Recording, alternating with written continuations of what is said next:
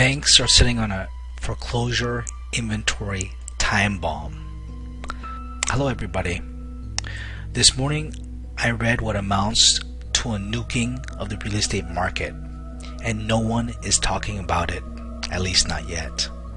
This morning I read on CNBC's site a blog post by Diane Olick. She focuses on real estate for CNBC, and she writes that she got an quote interesting little factoid from RealtyTrack. That's the online foreclosure sales site that tracks all kinds of foreclosure data. Now, after hearing this, you're going to think that what she said is an understatement of gargantuan proportions. Now, RealtyTrack said that apparently about 70%, that's 70% of all foreclosures in its database have not been listed on MLS yet. Let me just repeat that real quick. 70% of all foreclosures in its database have not been listed on MLS. This means that only 3 out of 10 foreclosures are being marketed right now. The rest are hidden and being kept out of the light of day for some reason. Now, let's ask ourselves, why are the banks sitting on all these properties instead of listing them for sale? We know that they're asking for and getting hundreds of billions of dollars of bailout money from us.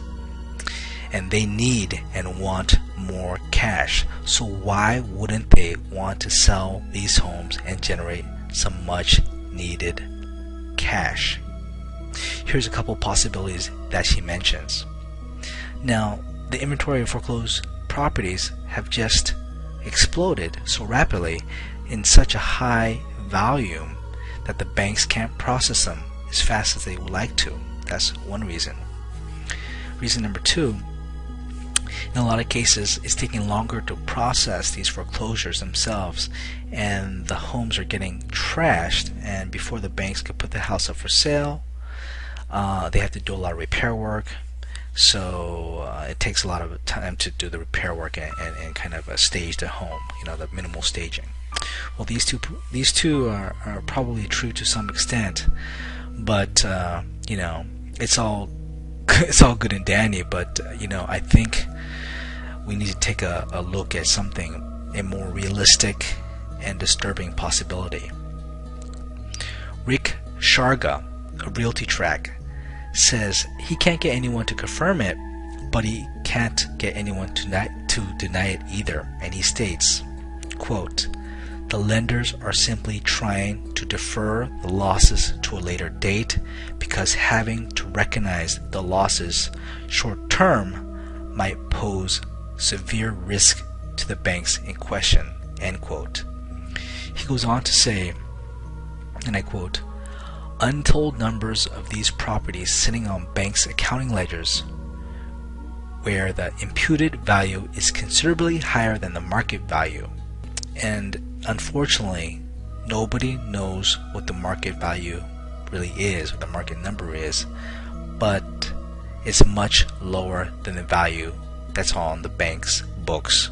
That's without a doubt. Everyone sees from the numbers that prices have dropped 20, 30, 40, 50, and even 60% or more in markets. So when they realize these losses, you can imagine the devastation to the bank's finances and their position, and what type of ramifications that will have. Of course, all negative. So what does this mean for the real estate market? As you guys may or may not know, about half of all the homes sold here in California in the past several months were foreclosures, and this trend is the same all over the country. This has driven down prices of all competing housing.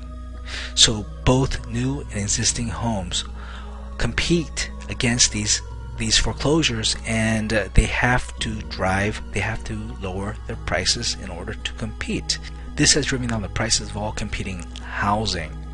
So both new and existing housing has to compete against these foreclosures, and that's a really tough thing to do in this condition. And it's putting risk to all the homeowners, all the home builders, and also the millions of people trying to sell their home at a decent price. And when I mean decent, most of the people out there they're trying not to take too much of a loss.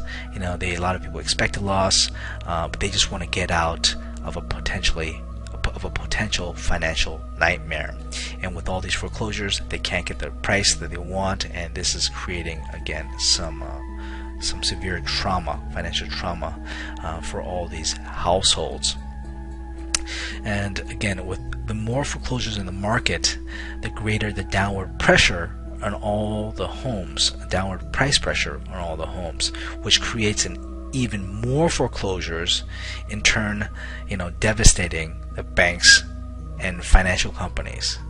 Now, this is going to lead to several negative things that can happen to our economy, and the major one being leading to more unemployment.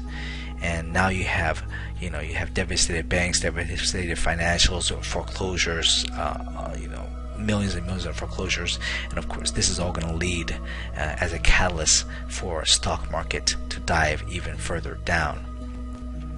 If currently only 30% of all foreclosures are on the market, and at current housing levels, it will take 12.9 months to sell through this bloated inventory. Now, what will an addition of hundreds of thousands or even millions of homes, of foreclosed homes, do when they flood the real estate market? Of course, it's a rhetorical question. It's going to drive down prices, and it's going to keep sustained downward pressure on home prices, again causing economic havoc on the economy for years and years to come. There doesn't seem any way around this. We are in for a prolonged recession, and I would forecast something much worse than what we're currently facing. Please leave your comments, either video comment or type something in. I'd like to hear from you what you think about this. If you heard anything about this, please leave your comments, and I will keep you guys informed about this and other real estate and economic matters. Thank you, and talk to you soon.